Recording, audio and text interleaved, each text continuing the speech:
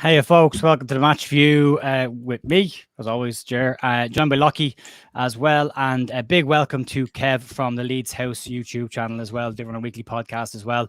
Both lads' channels are linked down below in the description. Please go show them some love. Some subs would be great for everybody there as well. So yeah, slightly different format to normal. We're going to just do a match review live, and I decided I won't do this on my own. We'll just ask some people on. So here we are. How are you, Kev? First and foremost, and welcome to the channel. Oh, thank you very much. Thanks for having me. Yeah, I'm good. Been a good few weeks for Leeds, so I guess there's some good stuff for us to get through today. Yeah, fingers crossed. Lucky, how you been, mate? I'm great, but my voice isn't. All right. So I'm great, yeah. Great times, as you can tell. I didn't laugh. I swear.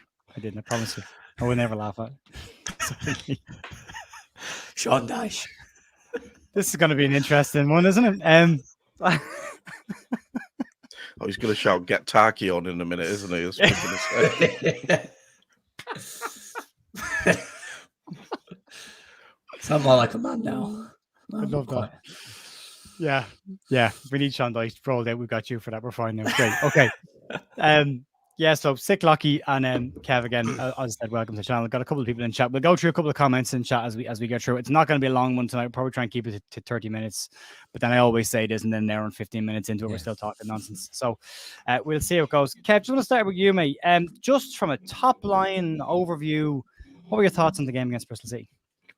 It was a bit difficult. They came out as really, really strong at the start, but I thought we handled it quite well. And they started playing a lot of long balls into the box, and our two centre halves, the good-looking Strauch and the meathead Roden, were just really good at just getting rid of it. And we haven't seen that for years. And I normally would get nervous, but I just felt we were in control, even towards the end as well. It's really refreshing. It's an unusual situation because I said this last week as well. Like, sorry, not last week, the QPR game. I just felt like there's a mistake in us. It's going to happen any minute. Someone's going to fall over the ball on the edge of the box or not track a runner and a goal will be scored. And it doesn't happen. It just isn't happening this year, which is a huge statement to make outside of Kamara, obviously forgetting to mark his man. But in general, those mistakes seem to be at a very much a minimum this season, Kev. So it's refreshing for everyone to see. It's lovely. Lox, what do you think, mate? Yeah, I was very happy with it, to be honest. I think, again, talking about centre-backs, Rodon again on the ground like every 5 minutes because he gets booted or something.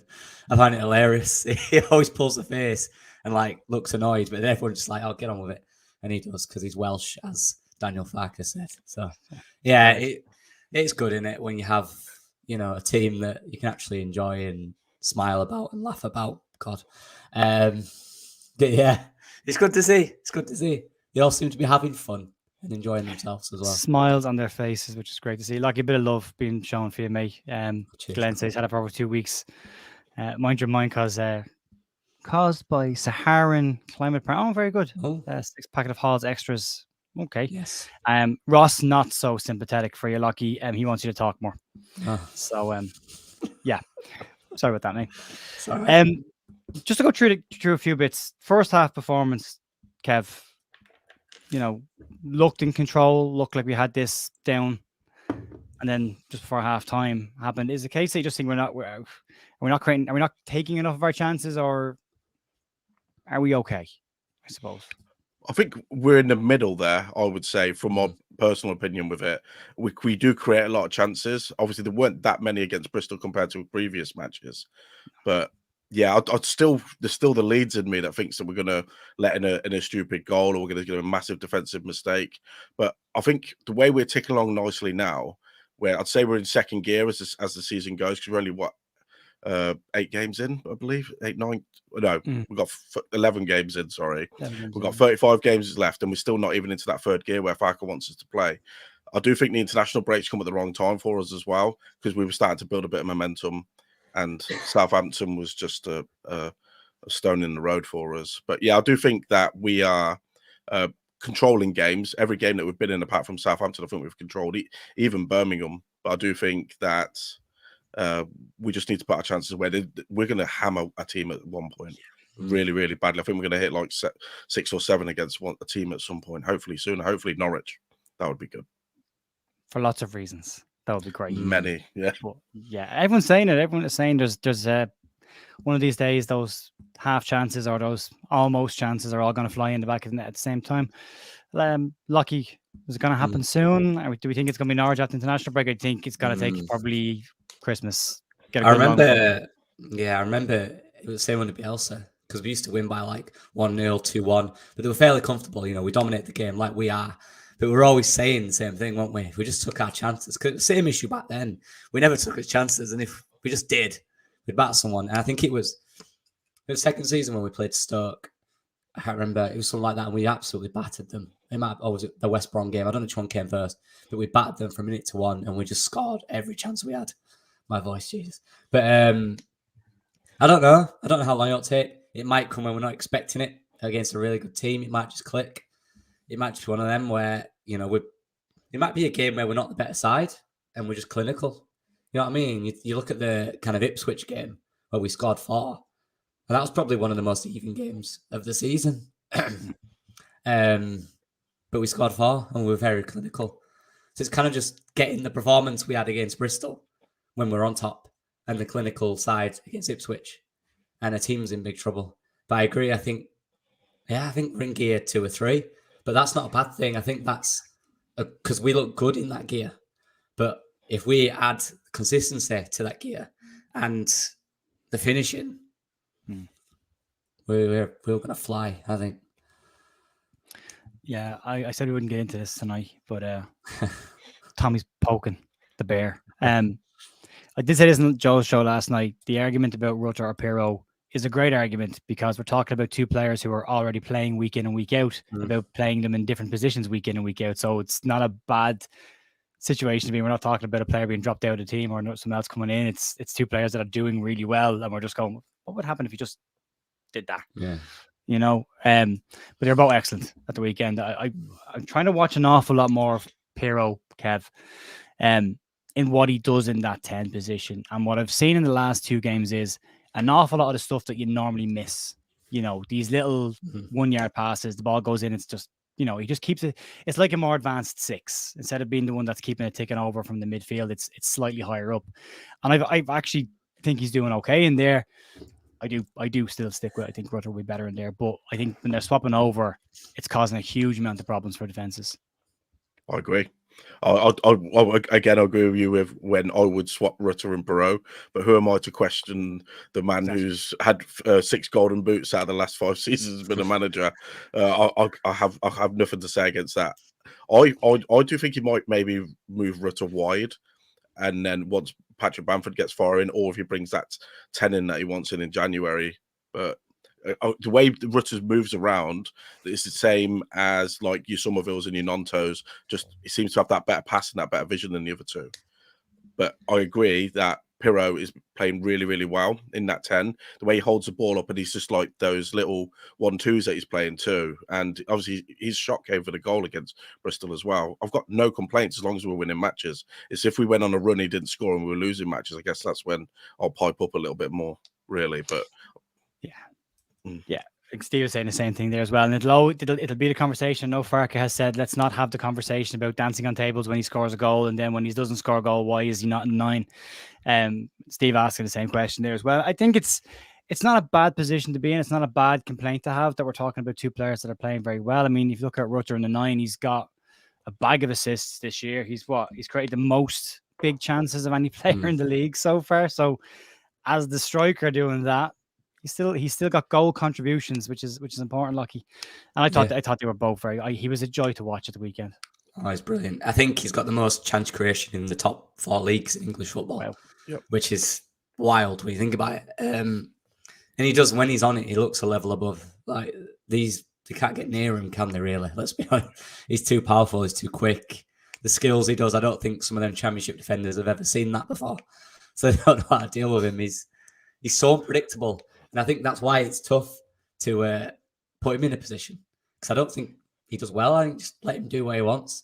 As long as he's in certain areas at certain times, that's kind of what it is, because he'll pop up on the left, on the right, even really deep. And he seems to be doing the right thing. He knows that he makes the right decisions. I think before he'd try and dribble really deep when he had 3 around him and he won't get it out and he'd lose the ball. I think now when he tries that, he's making sure he's getting the ball because he's just getting in front of him. He's just boying him off the ball. They can't deal with him, and it's so kind of just fun to watch him in it. Since Rafinha, there's not been a player I've enjoyed watching as much as Jorginho because it's just fun and unpredictable, but in a good way because it's working. And I think our front four now have all got 5 or more goal involvements. Bar Crews on 4, so that's if you keep that numbers up, them 4 are gonna fly. So yeah. And I saw Glenn saying there as well about the back 5, and that's it. The back 5 is so solid; it's allowing that with the back 7. To be honest, the midfield looks good. Yeah, that's it. The front 4 or 5 now just having fun, because they know they can because they've got that solid kind of form behind them. It's a good balance, and that's what we're looking for, weren't we, earlier on, a bit of balance, and I think we're getting that. I think when we see Spence up there as well, because he's going to be very attacking. I mean, when I watch Leeds, when actually Gray's in midfield, he does a lot of sitting in for Luke Ayling when he was getting forward. So it's kind of like we're playing free at the back when we're in possession and we're hurling forward. And the way Spence is going to be out on that right, because Ayling a lot of the time was one of the furthest men forward this season. So when we've got Spence doing that with his pace and his trickery, he's going to be a nightmare for defenders too. It's just so much to look forward to, isn't it? Especially even with Nonto out too. Yeah, it's just brilliant. Forget about that right now. Yeah, I just can't wait to see Jed Spence running through players again. I'm all in for that. Yeah. That's what I want to see from a Leeds team. I want to see someone give me the ball and get out of my way. And if you don't get out of my way, I will go straight through you with the ball. I loved it. Just a little cameo that he went to, like, yep, that's that. Right back sorted. Promotion in the bag. We're going up. And then he gets injured, unfortunately. But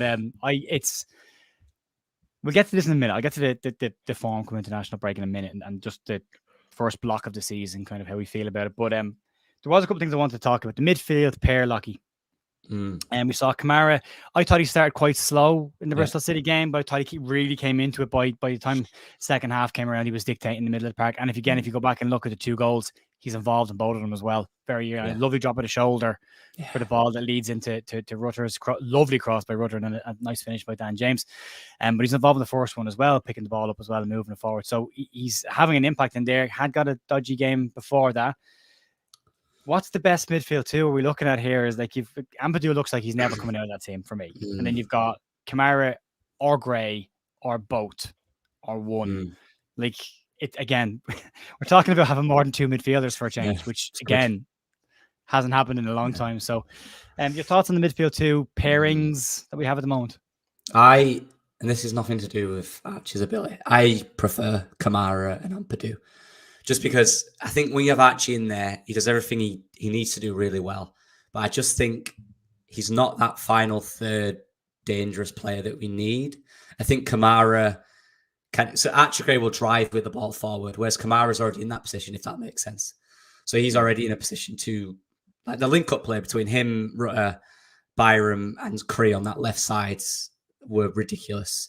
And the way in which he can just thread a pass through defenders, a quick, hard, the way he hits it hard and true, and it's straight to the feet. I love it. And I think when he grew into the game, I think, like you said, he totally dictated it. I don't think anyone could touch him. Like you said, that drop of the shoulder, that's a bit of class. And you got to remember with him as well, he's newer to this system. He's still learning it, and give him the international break in a few more weeks. Him and Ampadu in there will be ridiculous because Ampadu, again, like I said, with Archie Gray, a lot of his stuff is from deep. That's where it's effective. But for me, Kamara can be from deep, but then he can also go in that 10 in certain situations where he can play the ball into the 10. He can do either. I just like him technically. I think he's above anyone else technically for me. And I think the mix between him and Ampadu is really good. Archie Gray is brilliant. Like, he's really good. And I wouldn't mind him in midfield with Ampadu. But I just, in terms of chance creation from midfield, I think it's better with Kamara in it. I think his passing is a bit more crisp and a bit more kind of progressive. So yeah, I take any of them, wouldn't you, really? But for me, Kamara and Ampadu have got that. Yeah, they've got that down, I think. Kev, what do you think? I've got to agree with Lockie. I'm going to use a quote that I've used before. I think Kamara could find space in Jabba the Hutt's armpit. He's that good. The way he can receive the ball, he's always in space. The way his range of passing too. I have to agree, he's been fantastic. And again, no slight on Archie, but I mean, sometimes you're going to have to control his game time being 17. Yeah. And I think with Kamara in there, with the experience that he's got, and he's come down here with something to prove, considering the way he's left Rangers and the way they were thought about him. I think he's slotted in seamlessly. Again, Southampton, but what can you say about that game? And it took his time to get in with Bristol. Sorry, getting the game against Bristol. But yeah, he's been great. And I think them two would be my starting two from that one as well. There was an issue when, like you said, Joe, about him being quiet. That was true in the Southampton game as well. He was way too quiet. But so was Ampadu, and that's the connection of understanding when to receive the ball from the back four and the triggers. But I think they're learning that. And Kamara, as you saw, once he realised to be brave and to get the ball from the defenders, I think he's picked that space up in there, and that movement he has and his ability, so he can't get near him. Yeah, it's as Kev, you've already said, it's about managing minutes as well. There's going to be games where you're going to have to take Ampadu out of it. He can't play 46 plus games in a season, play every minute of every game for, well, Click did, but yeah, I was gonna say. we've seen the risk with Leeds playing players for an extended period of time. We saw what happened. We've got some very broken bodies still floating around from the Bielsa era. And managing those minutes is going to be really, really important. I think the fact that you can take Archie out and you can put Kamara in, you can take Kamara out, and he's going to have international games as well. He's going to get niggles over the course of the season. So having those options is great. And then you've got Groove, and we'll get to him in a second. But Archie's slotting in at right back. Like, Farke, I think he's played some people with this one because I think he knew what he was doing going into the game. In the press conference, he said, "Oh, it's not ideal. No, we could change the system. We could play, different people who haven't played as many games in that position." Basically saying, like, Sam Boyer will go right back, Leo Hiel will come in left back, or you go to the back three with Ampadu. And then even when the team sheet came out, I looked at it and went, I read through it the first time and I went, "Oh, that's a good team." And then I read through it and went, "Hang on a second, he's playing."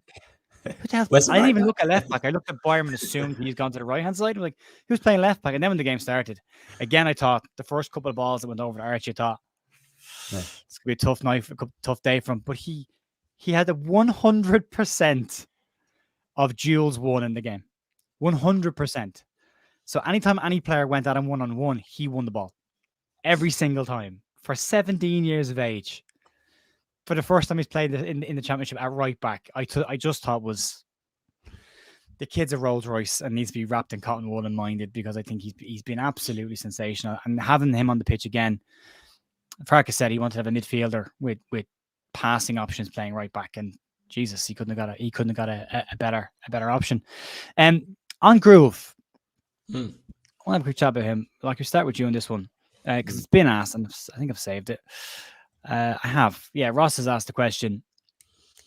What are your thoughts on Groove season ahead and so far? Are you surprised that he hasn't been in there that much yet, or is it a case of more time? But I think the reasons is not a good reasons. I don't think it's because of him. I don't think it's because of, the form. It's because of the form, really, isn't it? Because the guys who are playing, who were kind of here before him, I guess, are the players that are doing better, and you can't get in over them. He's not going to drop Ampadu unless he needs it, and I think he is that Ampadu type player. I don't think he'll come in for Kamara. I don't think it's that type of player. I think he's deeper. So, yeah, he's not playing because Ampadu's really, really good. I think that's the reason, and I genuinely don't think he's doing bad. I think, Farke would have mentioned, if he needs more time, but he's not. He said, it's hard for him to get in at the moment just because the players in front of him are playing really well. And until that changes, he's got to hold the bench for a little bit. But he'll know when he comes in, because there will be time, like you said, there will be a time he'll get a game. He'll start a game this season. He's got to take it and just prove to Daniel Farke, look, I can do it too. So, yeah, I like the player. I was very excited when we got him. But I'm willing to, he's only, 23, 24? He's still quite young.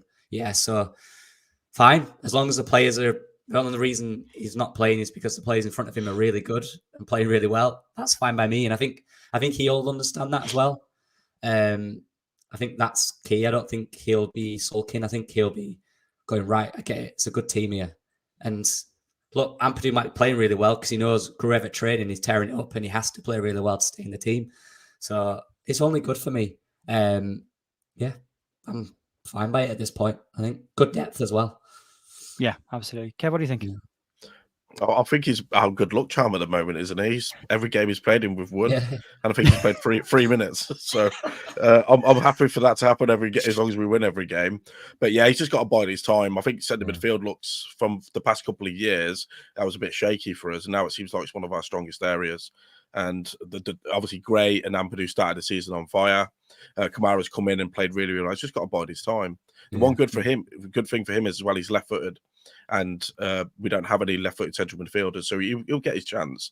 And he's looked okay and solid when he's come on, but yeah, it's just about biding his time. He'll get his chance because there's a lot of games, 35 games left, FA Cup that we're probably gonna have a great run in as well, like we do every year. So yeah, plenty of time for him. I'll hail the cup run. Yeah, it's yeah. He Groove did even though he came on late the last game, there was two balls intercepted straight away, 2 tackles that he won that broke attacks early on, which I thought was great to see coming in and getting up to speed of the game really quickly. There's a couple of other questions I marked to keep hold of. Mark has this one here. Guys, do you think it's a mistake that we haven't had a pre-negotiation option to buy Rodon? He's proved that he's top buy, and Levy will either put him up for auction or want to keep him. What are your thoughts, Kev? What do you think on that one? I do think it's a mistake. I hope we don't end up in another Ben White situation. I don't think he is Ben White. I want to stress that, but he's great for what we need for and the position that we're in right now. Yeah, Levy's probably going to have our pants down at the end of the year if we want to sign him. I agree with that. Yeah. Yeah, Locks, what do you think? Yeah, he's really good in it, but I think with Ben White, Rodon kind of already failed in the Premier League. He didn't not fail, that's harsh, but he couldn't get a first team spot consistently in the Premier League. So he went on loan. Ben White didn't have that. He was straight through League One, came through, and he was younger than him. So but Levy's that guy, and he'll add another 15 million on it or something like that. It could be, but look, I'm going to say this is controversial. But at the end of the day, if he doesn't stay, I trust the recruitment to get someone as good as him or better. Having said that, I mean, if we're in the Premier League, having said that, if he continues this form, I think there's certainly a shout for him to see how much we value and how much, because he's been brilliant. He's been really good. And Strauk's been excellent with him as well. They're a great partnership. So, yeah, probably a mistake. Yeah. The 2 players I'm quickly falling in love with, and I've said a lot over this start of the season. I don't love the team anymore since last season. I really have found it hard to kind of invest so much more into the players because, hearts get broken and all that. But I am rapidly falling in love with that pairing of the two of them. As you've already labelled them. You've got the pretty boy on one side and you've got the guy on the other side who is just getting the absolute lumps kicked out of him in games. He just is getting battered in games. And he just gets on with it. Looks like he wants to cry and then gets on with it. And I'm okay with that. But I think they've been excellent. I think Strauk, I said it on Joe's show last night as well. I think Strauk's just turning into an absolute leader on the park. I love watching him. As long as he's on the left, as long as he stays there, just stop mucking around with him. Let him play there. He's been really, really good. Another question. This is more of a got asked Lucky this as well from a coaching perspective. Were you expecting Kamara to need a few more weeks to play? Yeah, I would have thought so. And other managers as well have a tendency to do that as well. I mean, you've got a player coming into a club who hasn't played a lot, you ease him into it, But I think Leeds were in a situation where it was Groove comes in or Kamara comes in. They both haven't played a lot of football. I think he went for Glenn. But I was a little bit surprised, but been very, very happy outside of one performance with what he's done. Lucky, what do you think? Yeah, well, he didn't have a pre-season, did he? Did Kamara? Gruev did, so that's kind of the difference there. But he stepped up really well, and yeah, he will be weeks behind at the moment. First of all, he had to get up to match sharpness, which would have took maybe a month. So he's already behind in that sense. And then you start to really understand the system, and he's not started many games. He's just come into it as well. So it's all new for him, where he is on the position on the pitch every minute, when the ball's the goalkeeper, where should he be? What's the triggers? Learning those things, where he should be on the pitch takes time. And he's doing that. And when he does it, he's really good. So he's got to keep doing it because, like you said, he does hide a little. No, I don't think hide. I don't think he understands sometimes where he should be and he should be the man, and because teams have got Ampadu, they pack around Ampadu at times. So that's when he needs to come into it. And he learnt that against Bristol. And he's really good. And I think he's just going to get better. I think the more time goes on, yeah. There was a slight change with it against Bristol as well. I saw Ampadu pressing high up the pitch. and Kamara was sitting. So there's obviously a conversation where I used to do it when I went to save my legs. Instead of going back for every corner, I used to ask the striker, "Can you go back for this one? I'll just stay up here for a bit, just to catch your breath a little bit and give yourself a chance to recoup." I meant to say this on Rodon as well. Joe Rodon's 25, so he's not a kid.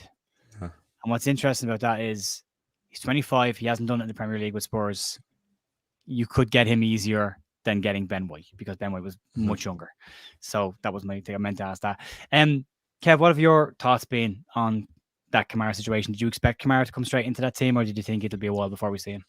I thought it'd be a while. Again, he had no squad number. He was training on his own at Rangers, and now it just makes me think that if he's playing this well when he hasn't even had a pre-season and not been with us that long, what heights can he get to this year for us?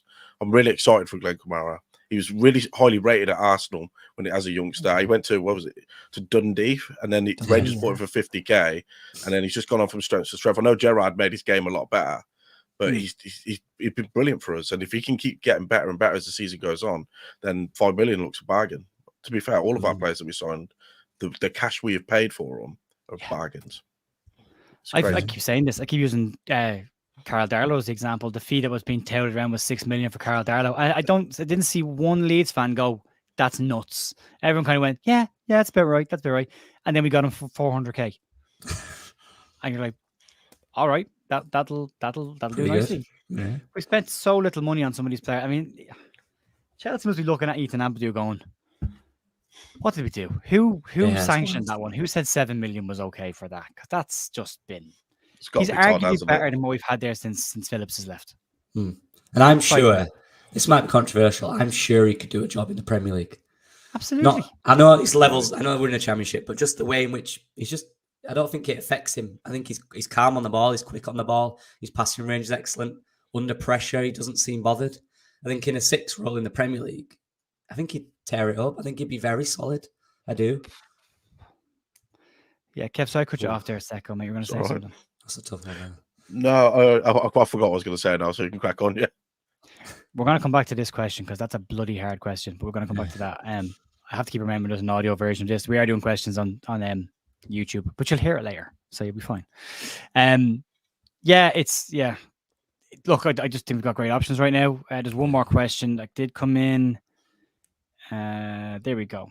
Enzo, do you think Farke would ever use 3 in midfield in certain games where it needs to be more pragmatic, say against Leicester? So you could go Ampadu, Kamara, Archie, or Gruev in there as well. Kev, what do you think? I don't think he likes to change his ways too much, but I do see that as an option. And then maybe him pushing Pirro up front and then Rutter out wide, and then playing like a 4-3-3 with 3 central midfielders. And I guess we've got them on a Friday night, haven't we, in Leicester? So that's probably one telling game where we do it. But I don't think he changes his morals and his style that much. I don't think he will for a certain amount of games. Maybe a one-off, but not a lot, not at all. Max, what do you think? I agree with you, Kev. Yeah, I agree. I think Farke's system is quite complicated as it is, hence why it takes a while to learn. There's a lot of roles and stuff. So I think it does take time, and I think to add a different formation into there will just confuse them, especially at this point in the season. Maybe you're talking the last 15, 20 games. 15 games, you're looking at something different. Potentially, you might work on it for a few weeks. I don't know. But I think right now, especially for the first half of the season, it will all be about this system and how to make this one better before they think about other formations. Maybe that might be a thing next year. As soon as they learn this one for a year, and then once you fully know this one, you might be able to adapt it to different formations at times, especially in the Premier League, where you might need, if we're in there, by the way, if you're in the Premier League, you might need to change things about. So that might be something next year, but I don't think this year, no. Yeah, just quick logistic stuff. Just again, reminder, because 159 in the chat at the moment. Kev and Lockie's channels are both linked down below if you want to give them a like and subscribe as well. And if you want to give a thumbs up or a like on this video as well, that would be massively helpful because it's been a grind the last couple of weeks. So any help we can get will be fantastic. So appreciate that. Kev, we got a question directly for you from Glenn. It says, apart from the potential fullback issues, which areas concern you should we get hit with a couple of injuries? I hope this is not controversial, but centre back for me. Centre back. Is that because you don't want to see Cooper come back in, or? I don't have anything against Cooper playing. I have more of moving Strauch into a right centre back role, and then because the balance of the whole team, I think maybe that's probably the only mistake that I could say Farkas made was benching Roden for the Southampton game. I do think Charlie Cresswell's a good player, but I still haven't seen enough of him this year in the Farkas system to know that he can play the Farkas system. Yeah, centre back for me. I'm really worried if something happens to one of those two. Okay. Like, what do you think? Yeah, centre backs. Yeah, that's one of them. I think centre mid still.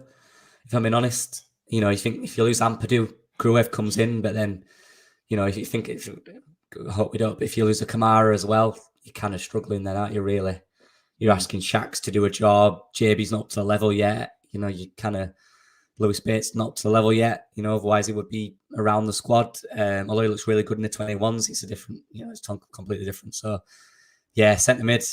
But hopefully those guys stay fit. I think you look at everywhere else. I think we're all right. Obviously, fullback we're short, aren't we? But Left back. Yeah, left back. Assuming Fergus comes back and he's decent. Yeah. So Got Dallas as well, latter end of the season potentially. I don't think we'll see him this year, if I'm being honest. I think you might see him a couple of games in the season. I think that injury's gonna he's already had one little setback this week or last week. And I think like we saw with Bamford, like we saw with Cooper, like we saw Byron Messina in his career, coming back from a long-term injury, you're going to get lots of soft tissue injuries. You're looking at calf strains, hamstrings, all that kind of stuff going. So hopefully he can avoid all that kind of stuff. It'd be great to see him. But I do worry that kind of stuff is, ahead of him. Yeah. Moving on, another question then. Thoughts on the differences between playing it around at the back and being patient and not moving the ball quickly seems a fine line. Lucky. Yeah, it is. It's all. I don't. You explain this as well, Jay. It's about triggers. It's about understanding the picture in front of you. So, and that's what we saw against Southampton a lot. When we had the ball at the back, the midfielders were too passive. They didn't recognise when it was their turn to move up just 2 or 3 steps. So you've got space between the guy behind you, and then there's a ball that stand by him every time. He was always free. The centre mid were too passive. They didn't recognise that. So we just ended up panicking. They hesitate on the ball and just go along and they win it and then they attack. So it's about recognizing the trigger and the picture in front of you, when you should move to the ball, the positions of the pitch, obviously who's got the ball, where should you be when that person's got the ball. This is what you do at training every day. And it's about finding that fine line between taking that risk, being confident in taking that risk, the ball into midfield, to go into midfield to then go out. That's what we need to do more. We did that a lot against Watford. We did that really well. It's about being consistent with it and just keep doing it. And again, trusting the players on the ball, trusting that they can find you on the pass, or whoever's got the ball, trusting that you can pass it to a teammate. That's all it is. It's about trust and just recognizing the system, I think. Yeah. Yeah. Kev, any take on that? Yeah, again, it is a bit of a fine line, but we're winning matches and we're doing it really well. I think Pascal Strauch's probably one of the best centre-backs in the division of bringing the ball out of defence now. And last year he was just running back on himself every single game. So he was running back to our own goal. So yeah, I like it. I like watching football played around. I think the fans just have to be a bit patient with it, because I see a lot of groaning when we're playing it around at the back, but it's just part of the build-up play that he does. They're waiting for opportunities to strike. And I think we've got much better, I think, with it.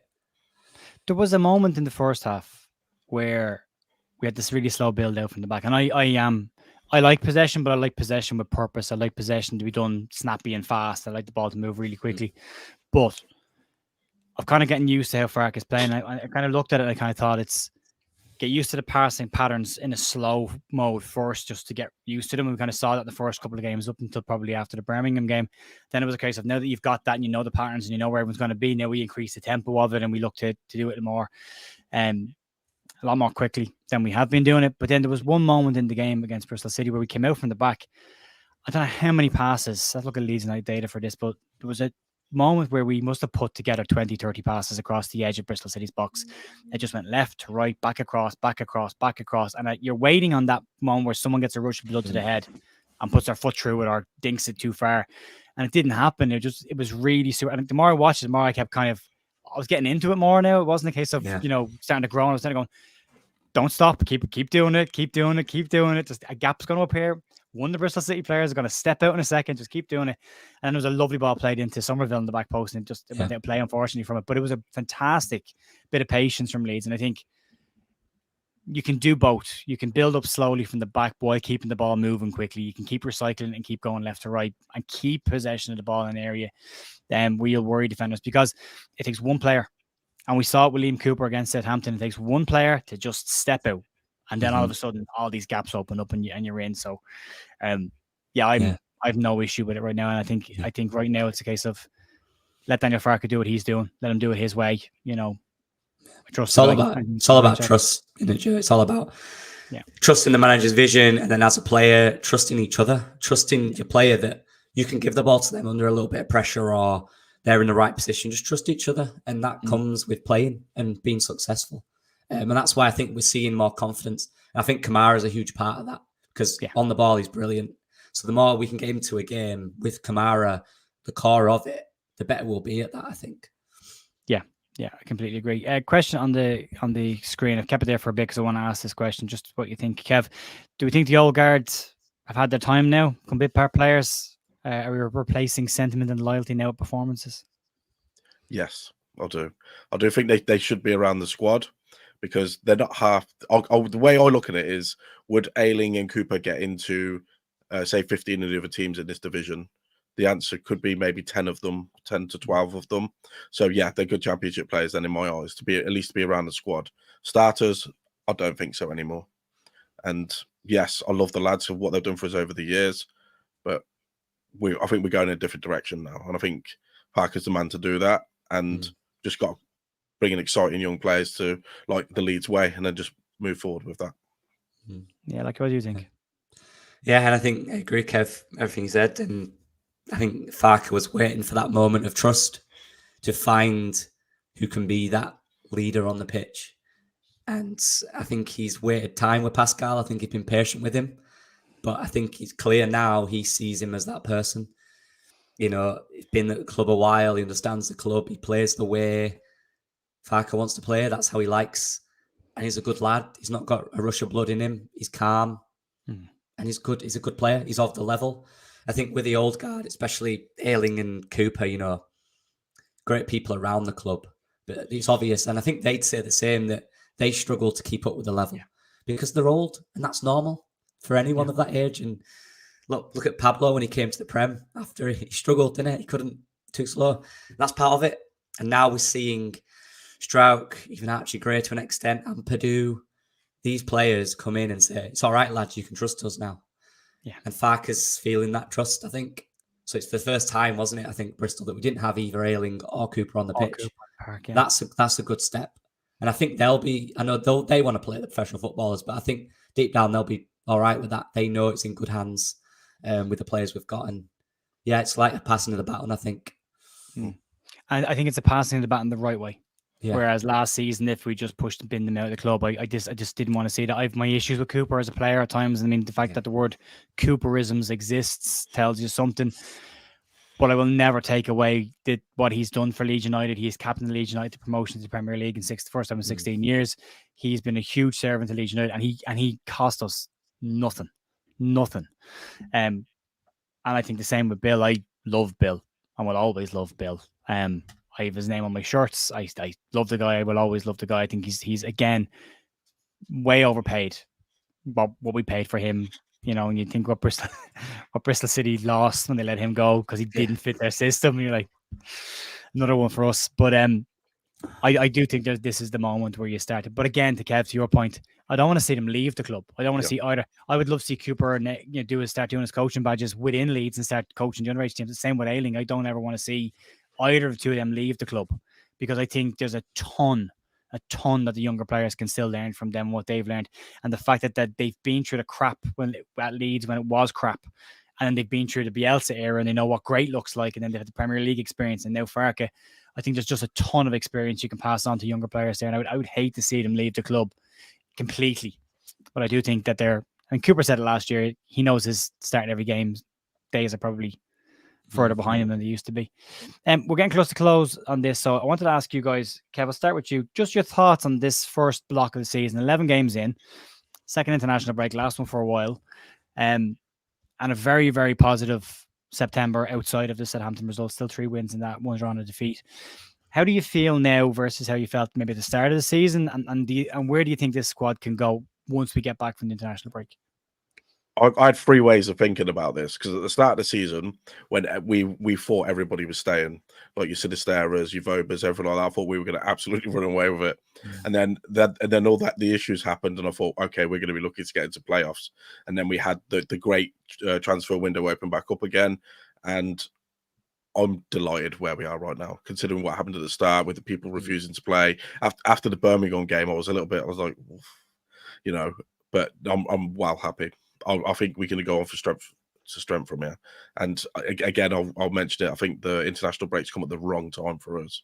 I really, really do. The only good thing that's going to come out of this is that hopefully we can have Nonto and Spence back by the end of it. Yeah. The bench is going to be exciting looking in a couple of weeks' time. Lucky, what do you think? For me, I think the word that came to mind when I was thinking about that, was productive.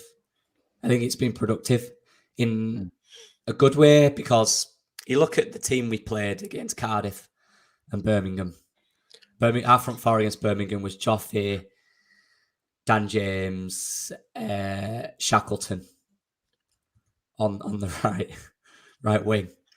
From that to what we are now, I know Dan James is still in there because he's doing well. He's putting the numbers up. But the other guys, from what we are there, I think Sam Greenwood was part of that as well. The way in which we've been productive in getting a good squad, but not only that, becoming a squad that plays for the manager and understands what the manager wants in a short period of time, to be honest, since he's had them all. It's not probably about 7 or 8 games since he's had all the players. That's not a long time. So they're still early. There's still a lot to learn. And I think where we are in the league now is a good position to be in. We're not at the top. Everyone's not looking at us. There's no pressure in that.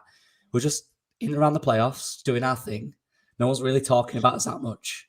And that's good. I think the players like to be there because they look like they're enjoying it. The problem is when you're at the top this early, everyone's waiting for you to drop. Whereas we're just doing our thing. And all that, for me, is down to the manager and the way in which he is. And he is the right person for this situation. And I think to someone to believe in and trust in, I think Daniel Farke has all the attributes as a person as well as a manager to trust. And I think the players clearly trust the manager and what he wants them to do. And that shows every week. I think we play better football every week. Still consistency issues. But again, it's a new squad. They will be. But I think it's getting there. And yeah, I'm looking forward to it. I'm excited. Yeah, there's moments in the press conferences this year. I've had lots of managers, lots and lots of managers. I'm 42, so I've seen way too many. And there are always players that you question, going back to the Rutter situation as well, but not the situation, more the answer.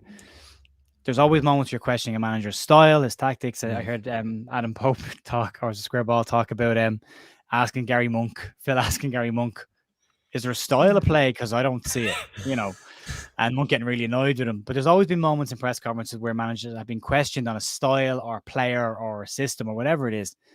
And usually you get the answer and I'm like, yeah, whatever. I still don't agree with you. I still think you're wrong. And I still think you should be doing something else, right?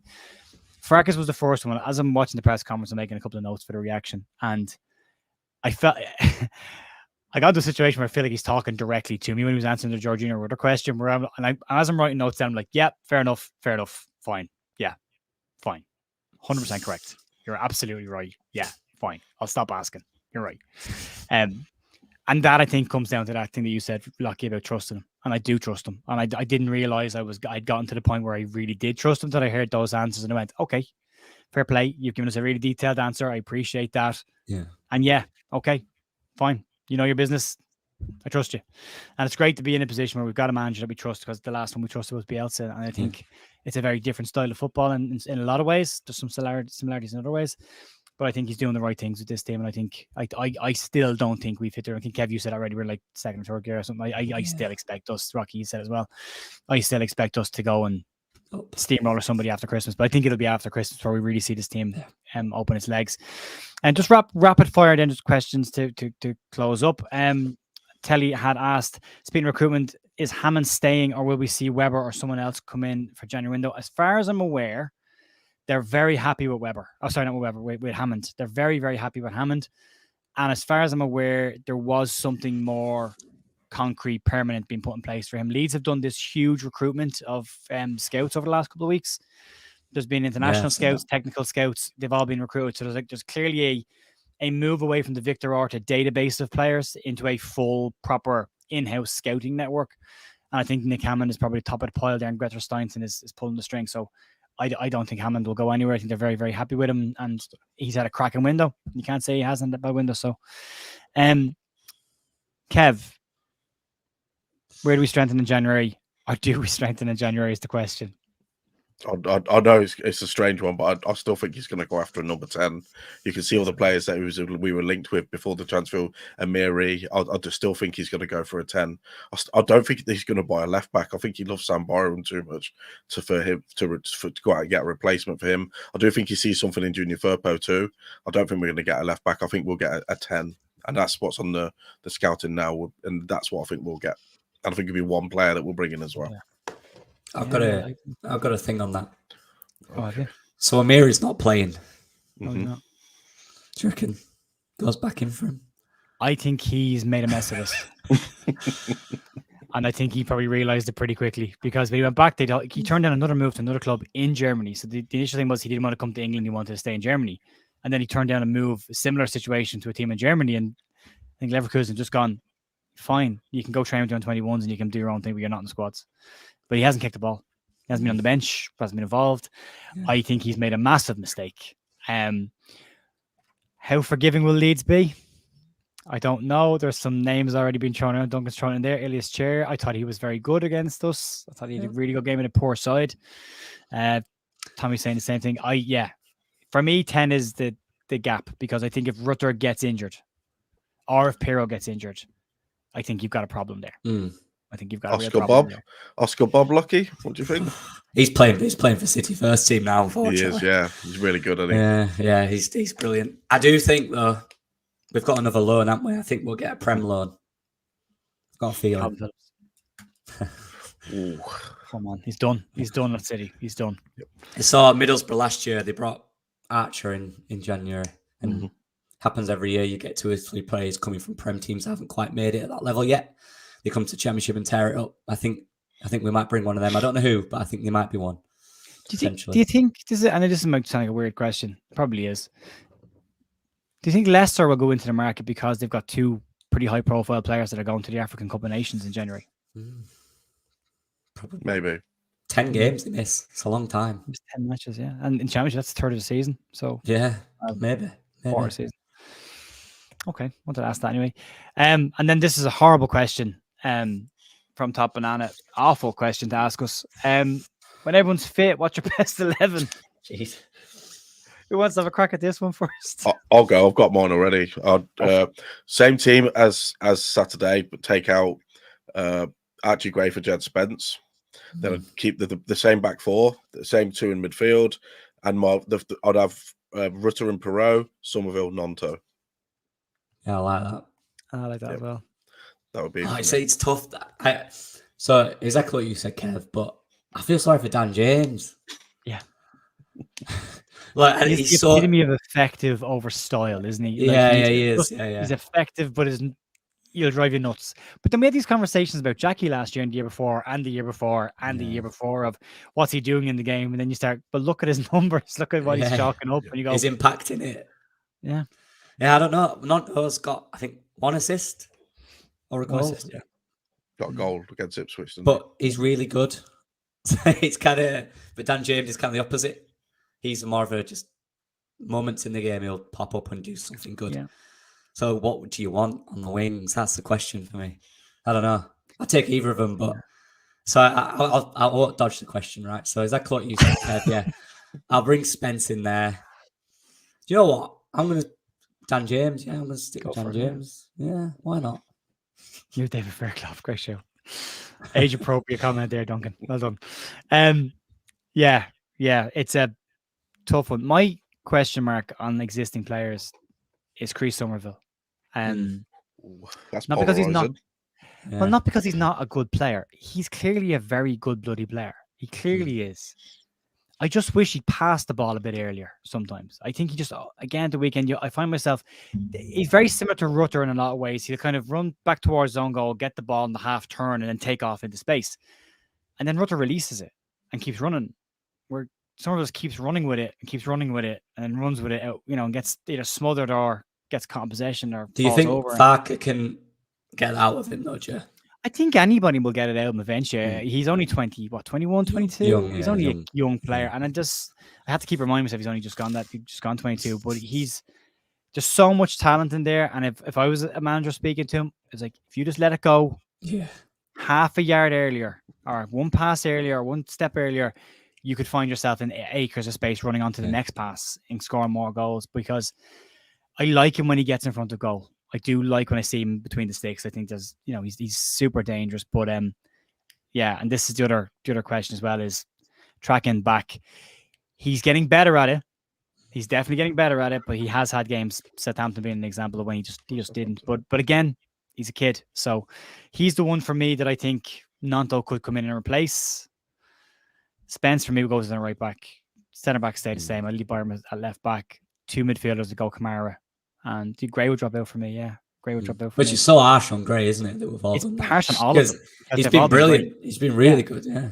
But same as Shaq's playing at right back, or even Archie playing at right back. They've both done a great job. The only person that hasn't done a good job at right back this year was Cody Drama, the best right back in the whole world, apparently. But he was the only one that didn't have a good game at right back. But left back. But yeah. I think we'll get a 10 as well. I think we'll go after a 10, and then God, it's tough. There's so many options. Like, when have we had a Leeds team with this depth? Considering 14 players are out on loan at the moment as well. Yeah, it's wild. It's good though, isn't it? Yeah, it's good. And then this is one as well. McGurk at the end of the season.